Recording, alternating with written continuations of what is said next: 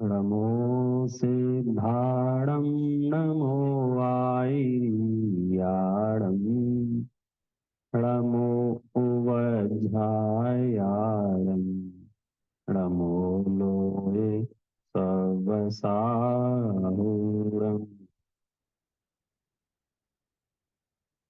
मोक्षमार्गस्य नेतारं भूतारं कर्मभूभृतां ज्ञातारं विश्वतत्त्वानां वन्दे तद्गुणलब्धये वन्दे तद्गुणलब्धये वन्दे तद्गुणलब्धये।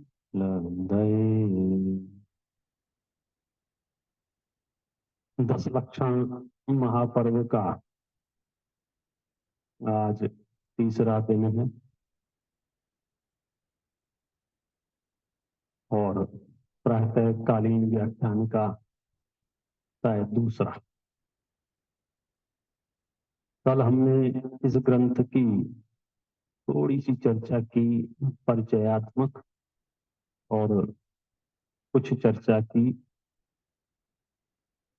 कि जैन दर्शन की जो आधारशिला है वह गुणवादी दर्शन है, व्यक्तिवादी दर्शन नहीं है। यही कारण है इसमें जाति, पंथ, संप्रदाय, भाषा, प्रांत कोई भेदभाव नहीं। जिसे सुखी होना है उसका स्वागत है। बचपन में नारे लगाते थे, जैन धर्म किसका है, जो पाले उसका है। ये हमारा विषय ही नहीं है। कोई उसकी कहना चाहिए टेक्निकल प्रक्रिया के ऐसा होगा, ये होना चाहिए। इसका है जैन धर्म जिससे पल जाए। यही कारण है कि इसमें लगभग लगभग पूरे विश्व से जहां जहां से भी जो भी जिन जिन जीवों को भी ये तत्व उपलब्ध होता है वे शासन को अपना लेते हैं। चलिए, मूलाचार ग्रंथ है और हमने चर्चा प्रारंभ की थी अवश्य से। अवश्य, अवश्य माने जो वश में नहीं है। मुनिराजों के लिए इस शब्द का उपयोग किया जाता है। संसारी जीव तो बेचारे वश में हैं, वशीभूत हैं, इंद्रियों के वशीभूत हैं, कषायों के वशीभूत हैं।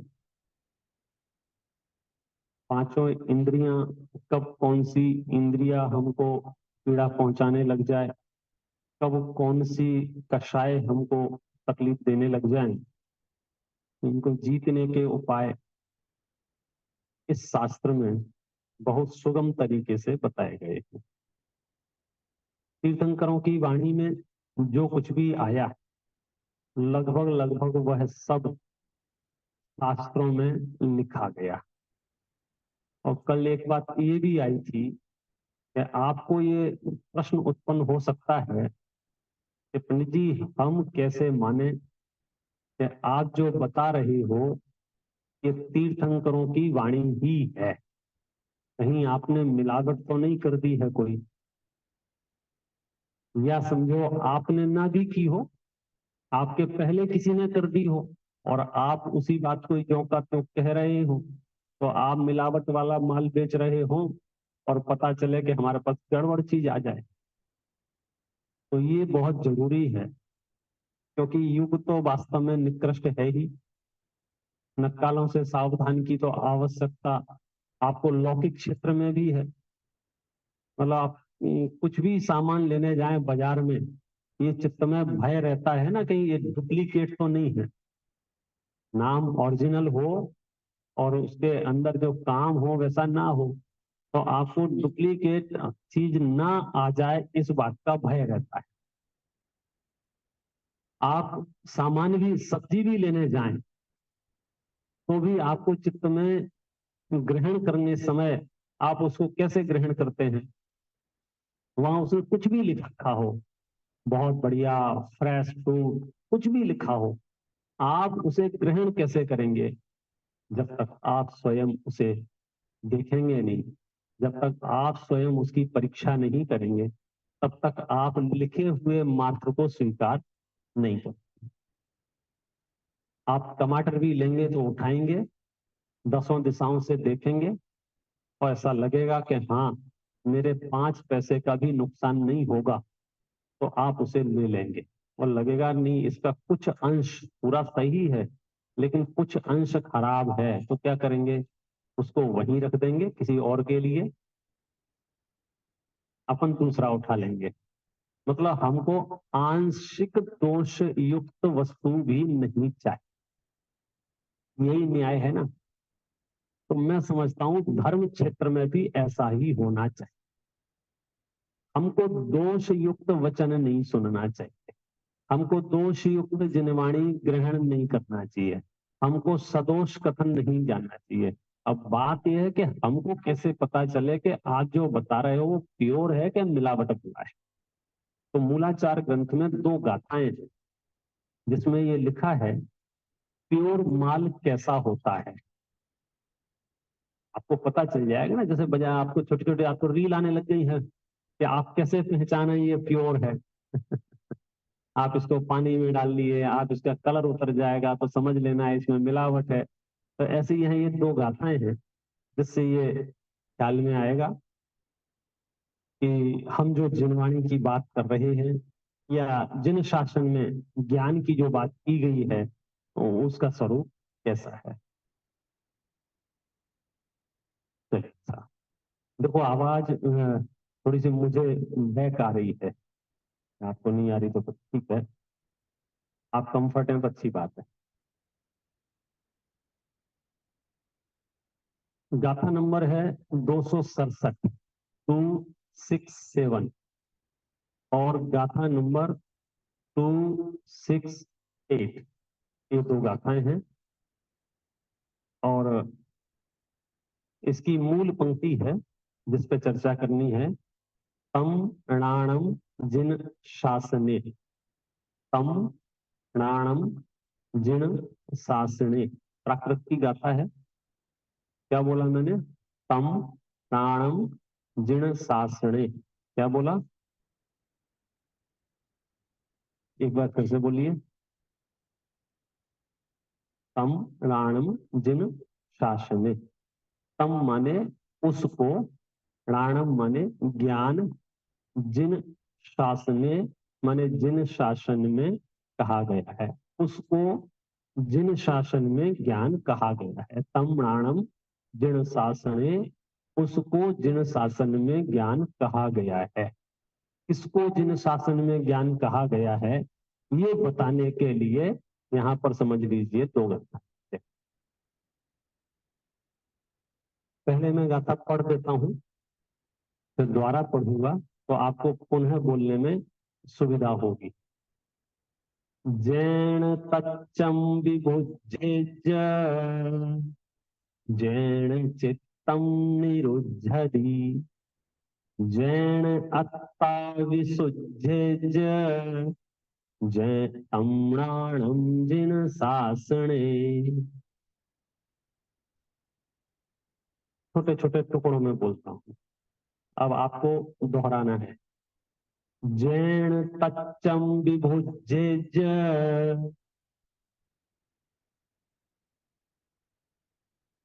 कोई बात नहीं, जितना बोला जाए। जैन, भाई ज्यों का त्यों बोलने में तो कोई दिक्कत नहीं होना चाहिए ना, अर्थ समझे या ना समझे। जैन तच्चम, जैन तच्चम विभुजेज,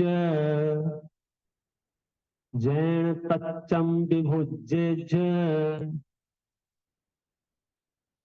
और मुझे कल को नितेश बोल नहीं आकाश जी बोल रहे थे ग्रुप में भी आपको ये ग्रंथ भेज दिया, तो यदि आपके मोबाइल में हो तो आपको और सुविधा हो जाएगी। भेजा है ना, छोटे से ग्रुप में भेजा है। अरे खजाना बांटा करो तो दिल खोल के, कोई कोई कोई बात नहीं हो तो, हाँ कोई कोई दिक्कत नहीं है। आप देखो ज्ञानाभ्यास की एक बड़ी मुश्किल ये है, बच्चों को शुरू शुरू में स्कूल बहुत आफत लगता है, लेकिन जब स्कूल जाने लग जाते हैं और पढ़ लिख जाते हैं और टोपी लगा के घूमते हैं, तो फिर उनका जो रुतबा है वो अलग होता है। तो ज्ञानाभ्यास के साथ यही है, शुरू शुरू में हो सकता है आपको आलस सा आए, अरे क्या है, आप तो दो चार अच्छी कहानी बताओ ना हमको, अच्छा लगे सुन के और घर जाएं। लेकिन इसमें आपको काम बहुत आएगी, ये गाथा दोनों काम आएंगे। आप तो बोलिए, जिनके पास नहीं है वे कानों को सक्रिय कर ले रहे। गाथा नंबर है 267, 267, पेज नंबर है 222, पल 2। दो के आगे भी दो है, दो के पीछे भी दो है, और आगे भी दो है, पीछे भी दो है। जैन तच्चम विभुजे ज। मिला आपको? जिनको मिल गया है वे इतनी जोर से बोले कि दूसरे बोले ना बोले फर्क ना पड़े, है ना। जैन तच्चम विभुजे ज, जैन चित्तम निरुद्धति, जैन चित्तम निरुद्धति, जैन अत्ता विसुज्जे ज। और ये तो सब बोलेंगे, तमणाणम जिण शासने,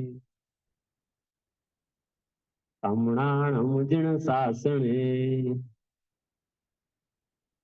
देखो प्राकृत कठिन नहीं है, णमोकार मंत्र तो आप बोलते ही है ना, णमोकार मंत्र भी प्राकृत नहीं है। और णमोकार मंत्र तो हमारे यहाँ दो दो पांच पांच तीन तीन साल के बच्चे भी बोलते हैं। इसका मतलब ये है कि कोई चीज बार बार अभ्यास की जाए तो वो कठिन नहीं है। ये तो हमारे चित्त में समझो ब्लॉकेज होते हैं कि हमको नहीं आएगा, हमको नहीं आएगा। कैसे नहीं आएगा? आप देखो मूलाचार ग्रंथ आप पढ़ोगे,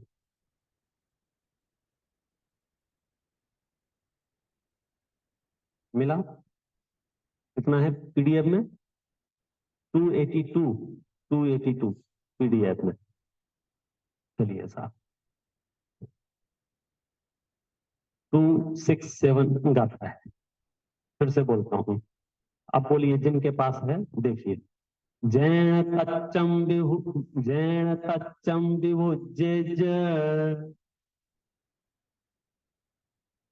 जैन चित्तम निरुद्धति,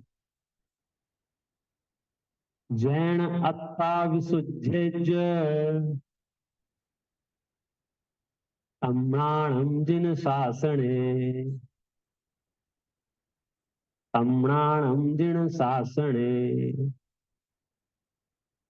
बोले इसको ज्ञान कहते हैं जिन शासन में। किसको? अब मैं इसका अर्थ करता हूं। जैन तच्चम विभुज्य ज, जैन माने जिसके द्वारा, तत्वम माने तत्व का, विभुज्य ज बूझपना हो जाए।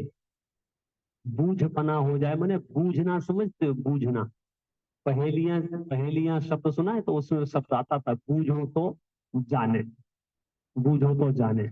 हमारे यहाँ एक लाल बुझक्कड़ था, लाल बुझक्कड़, नाम सुना है लाल बुझक्कड़ का? हाँ आपके यहाँ था, नहीं सुना है? क्या बात है, फिर क्या है, दोबारा एमपी में जाके पढ़ाई करनी पड़ेगी। तीसरी चौथी पांचवी क्लास की कक्षा में लाल बुझक्कड़ था, लाल बुझक्कड़। मतलब वो एक्सपर्ट था पूरे गांव का। कोई भी प्रॉब्लम हो, कोई भी पहेली हो, वो तुरंत बूझ देता था, मतलब समाधान कर देता था। एक बार गांव के लोगों ने अचानक देखा कि गोल गोल बड़े पैर, गोल गोल बड़े पैर वाला कोई जीव आके गया है। और इतने गोल बड़े पैर का जीव कभी किसी ने देखा नहीं था गांव में। मिट्टी पे निशान थे कीचड़ में। तो लाल पिचक्कड़ के पास गए, साहब कौन हो सकता है, कौन हो सकता है? तो वहां लिखा था उसने, लाल पिचक्कड़ बूझ के और न बूझे कोई, पांव में चक्की बांध के हिलना कूदो हो। लाल पिचक्कड़ ने जब दिमाग लगाया तो बताया, क्या बताया पता है? ये जो बड़े बड़े गोल पैर दिख रहे हैं ये कोई जानवर फानवर नहीं है। ये तो रात को हिरण पैर में चप्पी बांध दी उसने और ऐसे ऐसे करके निकल गया। बोले ऐसी पहेलियां बुझाने का कार्यक्रम यहाँ नहीं है। यहाँ तो बूझना माने सम्यक ज्ञान होना, सच्चा ज्ञान होना, तत्व की समझ विकसित होना, उसका नाम है जैन तच्चम विभुज्य जय।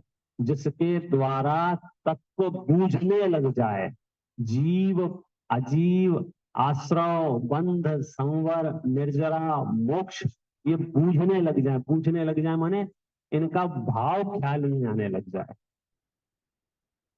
दूसरी पंक्ति, जैन चित्तम निरुद्धति। जैन चित्तम निरुद्धति मतलब जिससे चित्त निरुद्ध हो जाए, जिससे चित्त रुक जाए, जिससे मन रुक जाए। तीसरा, जैन अत्ता विशुद्ध, जिससे आत्मा विशुद्ध हो जाए। तीन पद आए इसमें। पहला पद है जिससे तत्व का बोध हो जाए।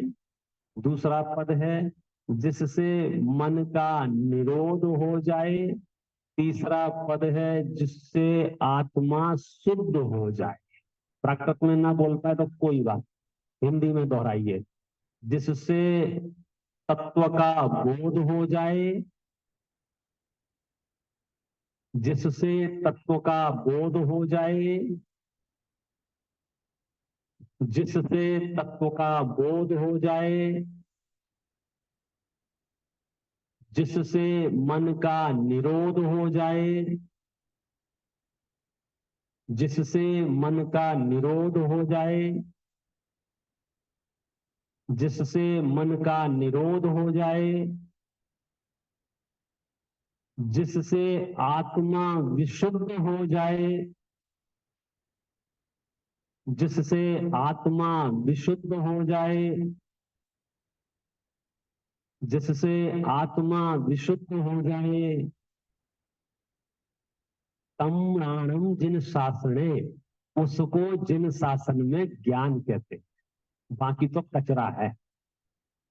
ये जैनाचार्यों की मतलब स्टाइल है आपको सावधान करने की, अलर्ट करने की, कि आप जो ज्ञान अर्जित कर रहे हो, आप जो शास्त्राभ्यास कर रहे हो, उस शास्त्राभ्यास से तीन काम हो रहे हैं कि नहीं हो रहे। कौन से तीन काम? तत्व का बोध, मन का निरोध, आत्मा का शुद्ध। ये तीन काम कौन से? पहला कौन सा है? तत्व का बोध। दूसरा, मन का निरोध। तीसरा, आत्मा की विशुद्धि। तो ये किसके लक्षण है? ये ज्ञान के लक्षण। अब ये तीन होल्ड करना, एक गाथा और है, अपन छओं की एक साथ चर्चा करेंगे। 268 नंबर की, 268। जैन रागा विरज्य। हाँ, अब थोड़ा वातावरण बना। फ्लाइट उड़ने में टाइम भले लगा, लेकिन अब कम से कम गाड़ी स्टार्ट हो गई। जैन रागा विरज्य, जैन से असुरज्जति, जैन मित्तिम पभावेज्य, तम्राणम जिन शासने। जैन रागा विरज्योज्य, जिससे राग विरक्त हो जाए, जिससे राग घट जाए, जिससे राग मिट जाए। जैन से सुरज्जति, जिससे मोक्ष में राग बढ़ जाए। श्रेयस माने मोक्ष, श्रेय में मेरा राग बढ़ जाए। जैन मृत्यु प्रभावित, जिससे मैत्री प्रभावित हो जाए। तम्राणम जिन शासने। तो तीन और तीन कितने हो गए? 6। छहों के छहों कोई बता सकता है? देख के बताना हो, देख के बताओ। एक, दो, 3 4 5, जिससे मैत्री भाव प्रभावित हो जाए। 6, ये 6 हैं किसके लक्षण? तम प्राणम जिन शासने, जिन शासन में तो उसी को ज्ञान कहते हैं जिनसे ये 6 काम हो जाए। कौन कौन से 6 काम? पहला, तत्व का बोध। पहला पहला पहला पहला दूसरा, मन का निरोध। दूसरा दूसरा दूसरा दूसरा दूसरा तीसरा तीसरा तीसरा तीसरा चौथा। अब इसको इसको सरलतम करने के लिए 6 के नाम मैं बोलता हूं। पहला है, पूरे वाक्य के साथ, जिससे तत्व का बोध हो। दूसरा, जिससे मन का निरोध हो, जिससे आत्मा शुद्ध हो जाए, जिससे संसार का राग घट जाए, जिससे मोक्ष का राग बढ़ जाए, और जिससे मैत्री भाव प्रवाहित हो जाए। तम प्राणम जिन शासने, जिन शासन में उसको ज्ञान कहते हैं। बाकी सब तो क्या है? शब्द जाल है, वाग विलास है, खेलने के लिए है। शब्दों से खेलते रहो। यदि आपको तत्व बोध नहीं हो रहा हो, मन का निरोध नहीं हो रहा हो, आत्मा विशुद्ध नहीं हो रही हो, संसार का राग घट ना रहा हो, मोक्ष का राग बढ़ ना रहा हो, मैत्री भाव प्रवाहित ना हो रहा हो, तो समझ लीजिए आपके पास ज्ञान नहीं है, कुछ और है। ज्ञान तो ये 6 काम है। कौन से 6 काम? पहला, मन का, पहला कौन सा है? जिससे तत्व का बोध हो। दूसरा, मन का निरोध हो। तीसरा, आत्मा विशुद्ध हो। चौथा, चौथा संसार का राग घट जाए। चौथा, चौथा संसार का राग घट जाए। चौथा, चौथा चौथा पांचवा, पांचवा पांचवा छठवा, मैत्री भाव प्रभावित हो जाए। अब अपन एक एक, पहला तो बहुत सरल है, तत्व का बोध। तत्व का बोध मतलब इस विश्व में प्रयोजन भूत 7 तत्व हैं, मुझे उसका बोध हो जाए, अर्थात मुझे वे समझ में आ जाएं। एक बात, उनमें से हे कौन से हैं, उनमें से उपादेय कौन से हैं, उनमें से ज्ञेय कौन से हैं, मैं किसके आश्रय रहूं, मैं किसकी शरण में जाऊं, ये तत्व बोध मुझे होना चाहिए।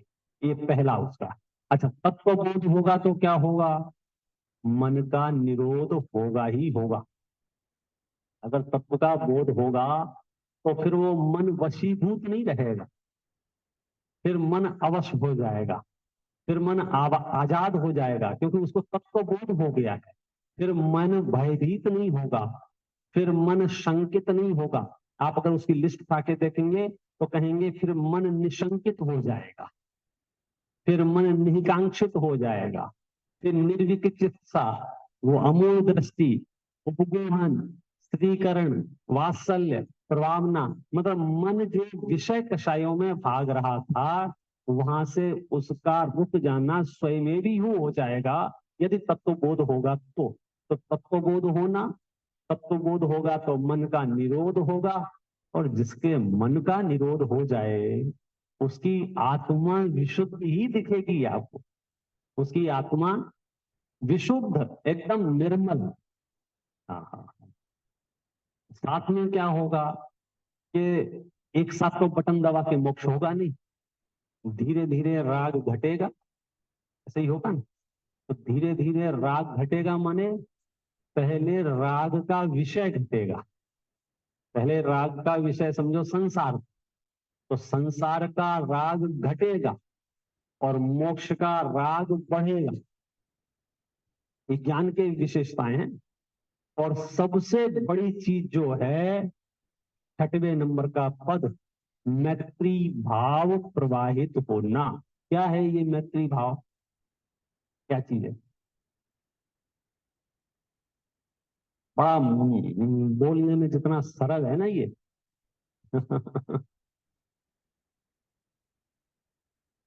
मैत्री भाव मतलब अमित आचार्य ने जो भावना बत्ती सी लिखी, सामायिक पाठ नीरव निर्जर अनेक नाम है, उसका पहला ही शब्द है वो सत्वे सुमैत्री गुण सु प्रमोदम। तो सत्वे सुमैत्री माने बोले मेरा सब में मित्रता है, मेरी सब में मित्रता है।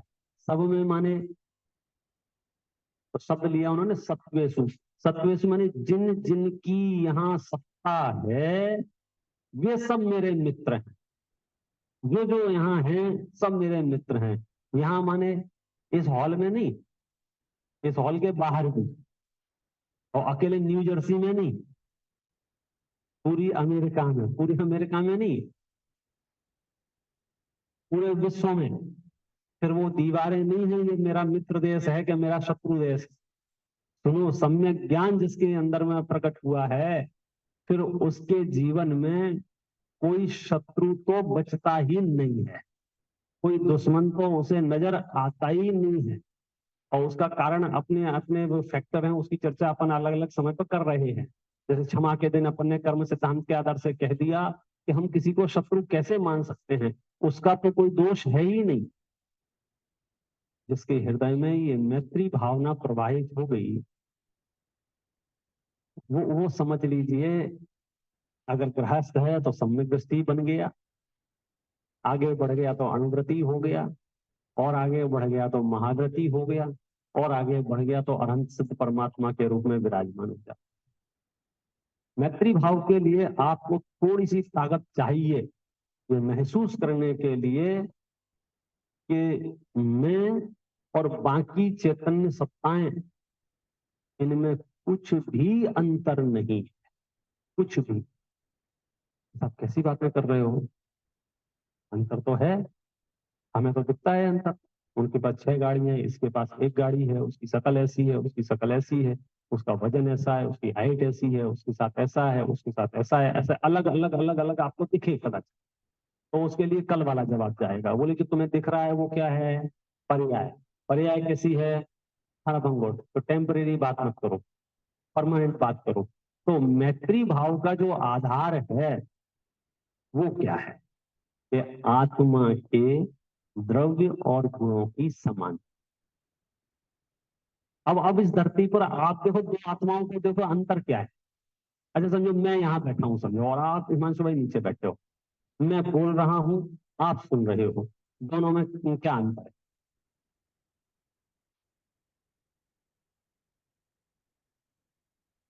कोई अंतर है?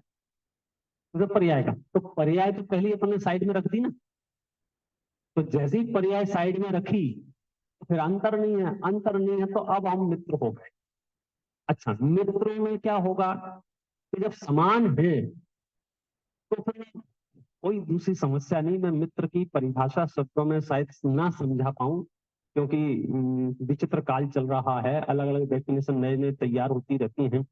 सामान्यतया मित्र की परिभाषा या ये इतनी सी है कि मित्रता में कुछ नहीं देखा जाता है।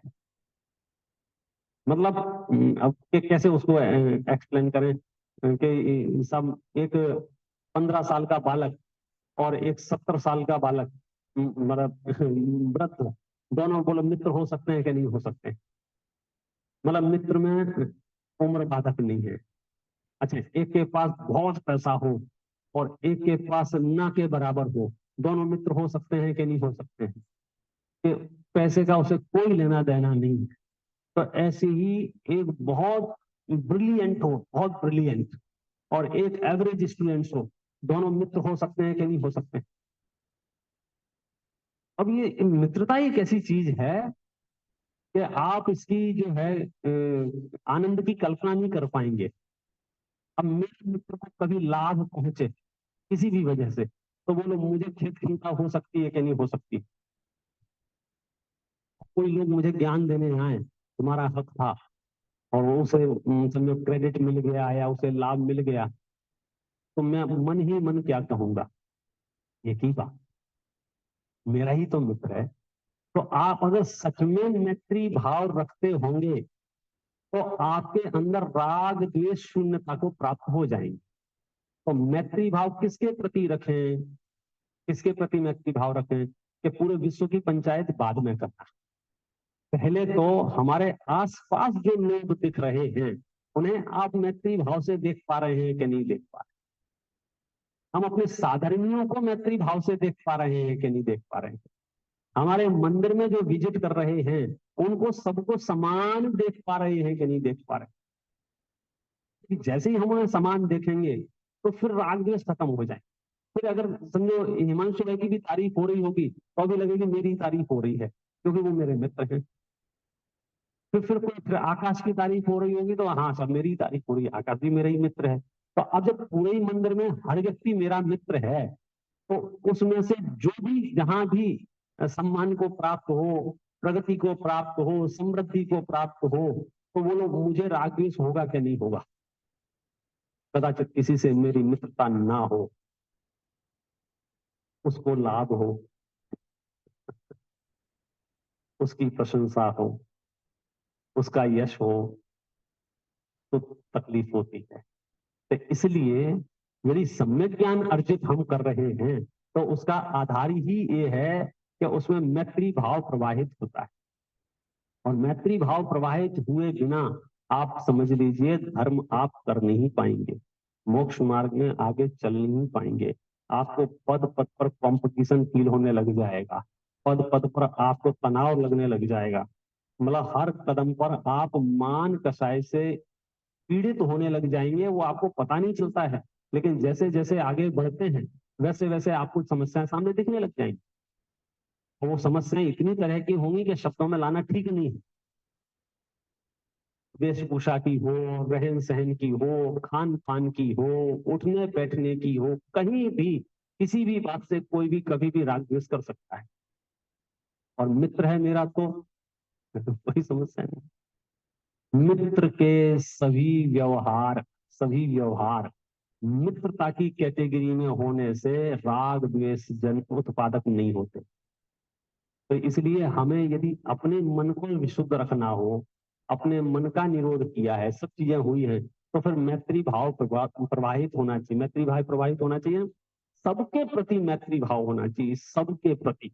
जैन दर्शन की जो विराटता है वो यही है कि उसकी जो मैत्रीपना है सिर्फ परिवार तक, सिर्फ समाज तक सीमित नहीं रहा, तो इस धरती पर सारे मनुष्यों के प्रति समान भाव कहता है।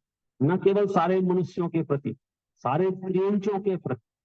जैन दर्शन के जैनाचार्यों के कहीं किसी आगम में किसी पशु विशेष के लिए दया करने की प्रेरणा नहीं है, पशु मात्र के लिए दया प्रेरणा है।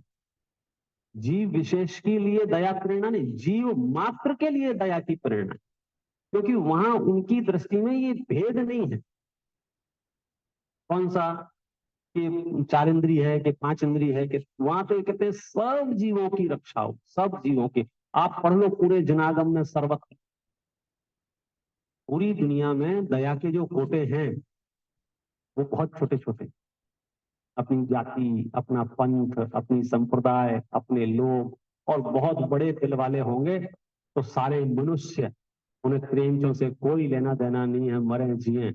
और ज्यादा बड़े वाले होंगे त्रियंचों में से एक आध दो जानवर छांट लिए होंगे जो उनके ज्यादा काम आ रहे होंगे, कि इसको बचना चाहिए, बाकी सबसे हमें कोई लेना देना नहीं। जैनाचार्य इसमें नहीं है, जैनाचार्य कहते हैं प्राणी मात्र की रक्षा जो है वो हमारे उसमें है। तब तो उनकी जीवन शैली होती है, उनका चलना, उनका बैठना, उनका उठना, उनका एक एक क्रिया छह काय के जीवों की रक्षा करने वाली होती है। क्यों? क्योंकि उन्हें सब मित्र दिखते हैं, सब मित्र दिखते हैं। हिंसा प्रवृत्ति क्यों नहीं होती है? क्योंकि सब मित्र देखते हैं। ये भद्र कम्युनिटी क्यों है? क्योंकि सब मित्र देखते हैं। अब हम किसके विरुद्ध षड्यंत्र रचे? सभी हमारे मित्र हैं। तो यदि आप धार्मिक क्षेत्र में आगे बढ़ने की सोच रहे हैं तो अपने मन को टटोलना, कोई शत्रु तो नहीं है समाज में तुम्हारा। देखो, कोई किसी आग्रहवश तुमसे शत्रुता रखे तो रखे, वो उसका आग्रह हो सकता है, उसका पक्षपात हो सकता है, उसकी मति भ्रष्टता हो सकती है। तुम्हें वो शत्रु नहीं लगना चाहिए। मैं आपको बताता हूँ, पार्श्वनाथ भगवान का नाम सुना है आपने? सुना ही होगा। पार्श्वनाथ भगवान का शत्रु कौन था? कमठ। कमठ। आप कौन था? कमठ पार्श्वनाथ भगवान का शत्रु था। बराबर है ना? हाँ या ना? सही जानकारी है? ये आपके आपके पड़ोस वाले ना कर रहे हैं? किसकी मान?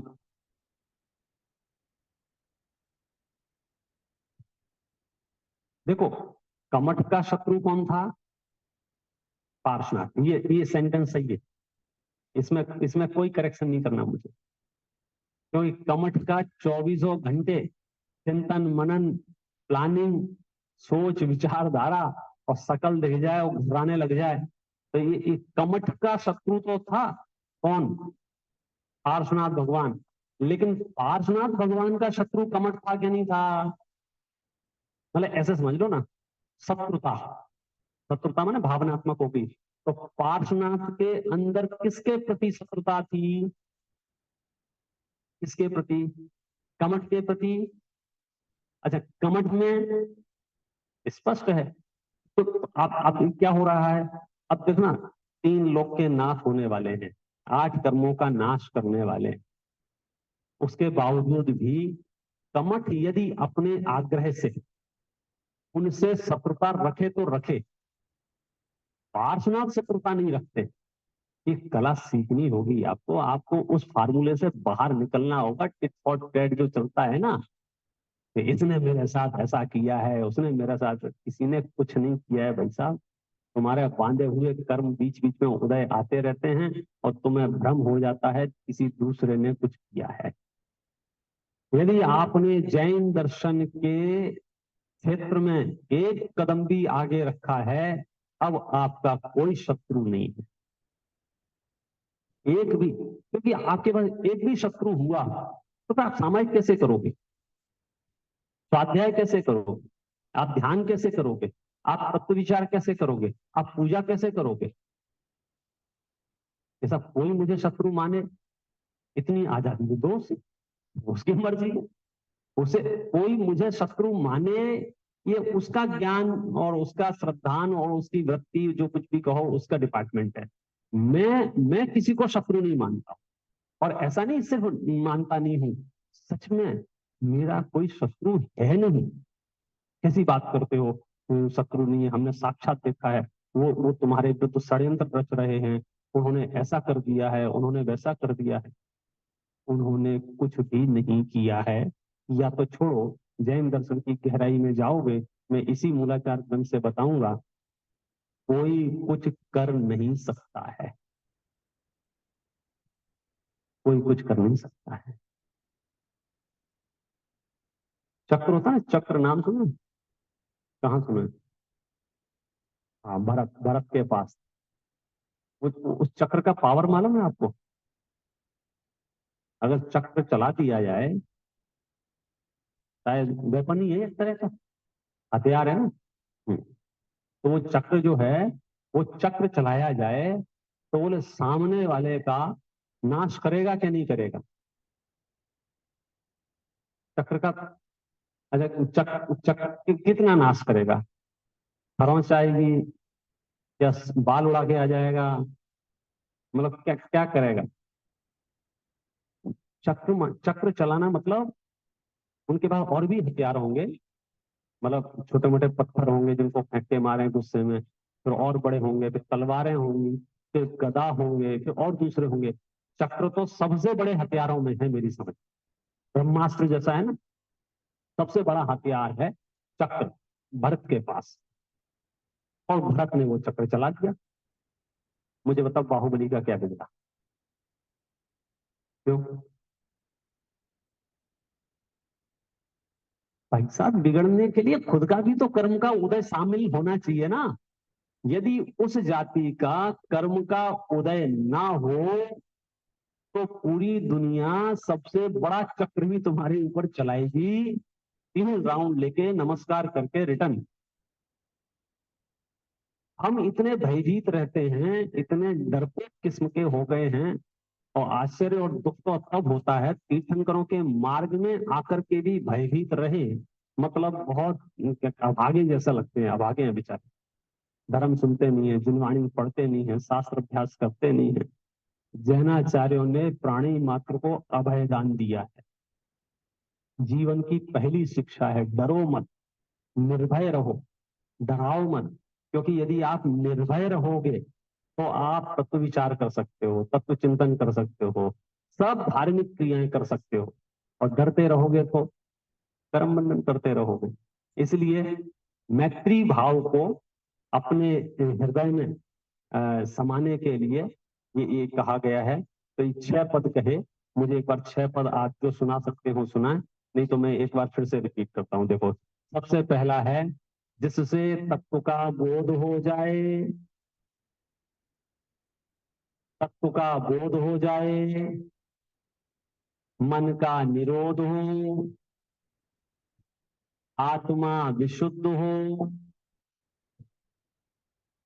संसार का राग घट जाए, मोक्ष का राग बढ़ जाए, मैत्री भाव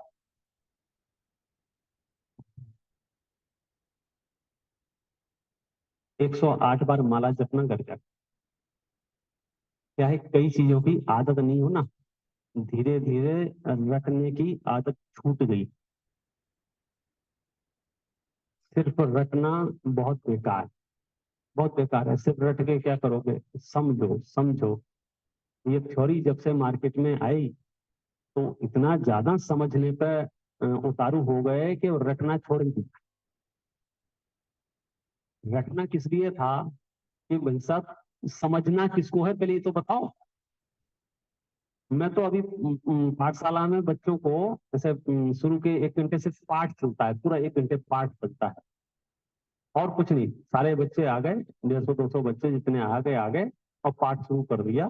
साथ में ऑडियो चालू कर दिया, लो लो वॉल्यूम पर, और बीच बीच में ऑडियो बंद भी करते रहते हैं ताकि उनके वॉल्यूम रिदम बनी रहे उनकी। तो शुरू शुरू में मुझे बड़ी समस्या है इस बात की। बोले तुम 1 घंटा तो बच्चों का ऐसे ही टाइम पास करा दिया, तुमने कुछ पढ़ाया तो है ही नहीं। अब मुझे ये समझाना भारी था कि ये जो घंटे पर बैठ के भगवान के सामने पाठ कर रहे हैं ना, तो एक तो इस भाग दौड़ की दुनिया में 1 घंटे तक शांति से बैठे भगवान के सामने, यही इनका बहुत बड़ा पुण्य समझना। दूसरा, ये जो रोज पढ़ रहे हैं, रोज पढ़ रहे हैं, इससे क्या होगा कि इससे इनको याद हो जाएगा। और इनको याद हो गया तो हो सकता है लेटे लेटे भी अर्थ विचार करने लग जाएं, बस में जाते जाते सोचने लग जाएं इस शब्द का क्या अर्थ है, तो उन्हें भाव भाषण हो सकता है। तो इसलिए आपको ये 6 चीजें तो आपको रखनी है। भले ही आज नहीं पूछूंगा, 1-2 दिन बाद पूछूंगा, लेकिन ये 6 चीजें आपको मैं पूछूंगा। क्यों? क्योंकि ये ज्ञान के लक्षण हैं। आप हर बार परेशान करोगे, हम कैसे पहचाने आपकी बात सही है कहेंगे। आप देख लो, ये 6 चीजें घटित हो रही है हमारी बातों में, तो हमारी बात प्रमाणिक है, शास्त्रों के अनुसार है। ये 6 चीजें नहीं हैं तो वो बात अप्रमाणिक। कौन सी 6 चीजें हैं? जिससे जिससे तत्व का बोध हो जाए, बोलो, सब लोग बोलो, जिससे तत्व का बोध हो जाए, जिससे मन का निरोध हो जाए, जिससे आत्मा शुद्ध हो जाए, जिससे संसार से राग घट जाए, जिससे मोक्ष में राग बढ़ जाए, जिससे मैत्री भाव प्रवाहित हो जाए। तम्राणम जिन शासने, जिन शासन में इसको ज्ञान कहा है, ऐसे ज्ञान का हम अभ्यास करें और अपने जीवन को निर्मल बनाएं। इस भावना से अभी की बात